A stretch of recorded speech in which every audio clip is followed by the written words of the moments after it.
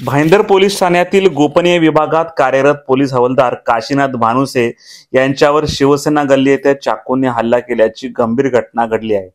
या हल्ल्यात ते गंभीर जखमी झाले असून त्यांच्यावर रुग्णालयात उपचार सुरू आहेत। प्राथमिक माहितीनुसार शिवसेना गल्लीतील बाबूभाई मिस्त्री चाळ येथे भांडण झाल्याची माहिती भाईंदर पोलिसांना मिळाली होती।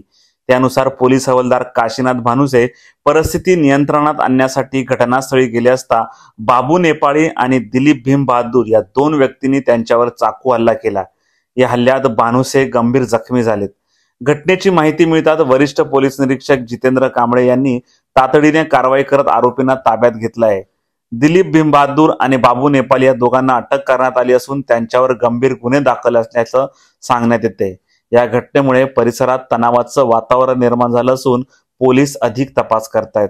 शिवसेना गल्लीमध्ये भांडण सोडवायला गेलेलं असताना पोलीस कर्मचाऱ्यावर हल्ला झालेला आहे आणि त्यामध्ये त्यांना जखमी झालेल्या उपाड हॉस्पिटल या ठिकाणी उपचार सुरू आहे। यामध्ये FIR रजिस्टर करण्याचं काम सुरू आहे आणि यामध्ये जे दोन आरोपी आहेत दोघे आरोपी जे आहेत ते अरेस्ट करण्यात आलेले आहेत। भानुसे